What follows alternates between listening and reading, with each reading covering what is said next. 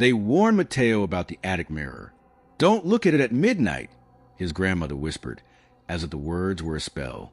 The neighbors avoided the old house corners. Mateo smiled off the fear. He had laughed at worse things. Still, the mirror waited under a yellow sheet like sleeping danger. One rainy night, he pulled the cloth away.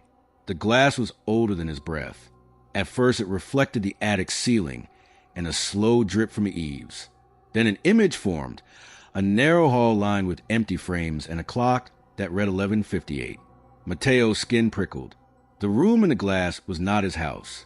He pressed his finger to the surface, and it felt cool, like the inside of a cave. After that, the mirror sat at the corner of his thoughts. At work, he would see the attic door and catch his mind wandering. At night, the house sounded sharper. A creak became footsteps. Once the radio stopped mid-song, and the silence felt full. He told himself he was tired. He told himself the mirror was a trick. One October midnight, he could not resist. He sat with a mug of tea and watched the clock in the glass slide toward 12. Inside the mirror, a man moved down the hall.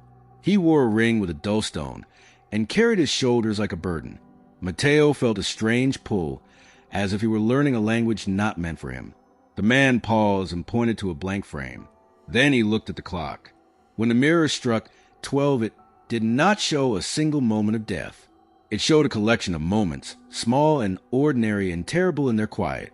A hospital corridor at dawn. A road slick with oil and one set of headlights. A child by a pond laughing and reaching out. A kitchen where a hand loosened from another's fingers. Each scene had the dull ring somewhere in it, like a small signpost. The mirror's truth was not a picture of doom, but of links.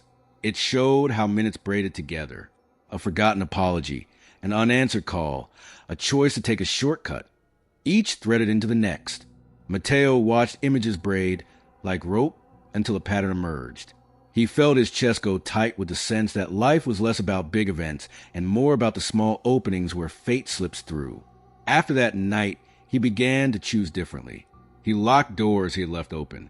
He avoided the slick river road. He called people he'd been ignoring. He sat with his brother and listened instead of looking away. He could not tell if the mirror was saving him or teaching him to save himself. Both felt true. Weeks later, his grandmother died in her sleep. He found, folded in her shawl, a ring with a cloudy stone. It fit his finger-like memory. He thought of the man's hand in the glass and of the empty frames. The ring was not a key, but a reminder.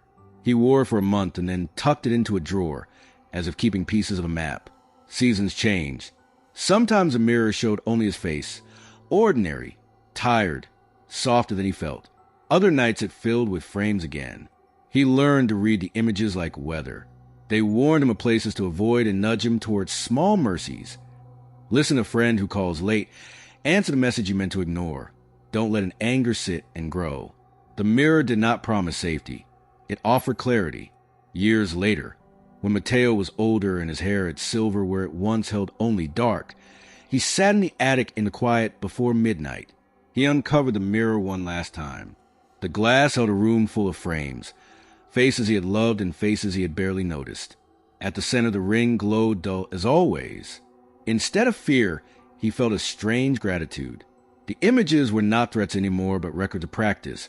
How he had learned, slowly, to stack small choices into a gentler life. He could not say the mirror had saved him from every harm. He had scars that the glass never warned him about. He had days that the mirror could not foresee. But it had shown him that endings are braided from tiny decisions. It taught him to fold his life into doors more carefully. He slid the sheet back over the glass and rested his palm on it. The cloth rustled like breath. That night he walked under lamplight and remembered the faces in the frames.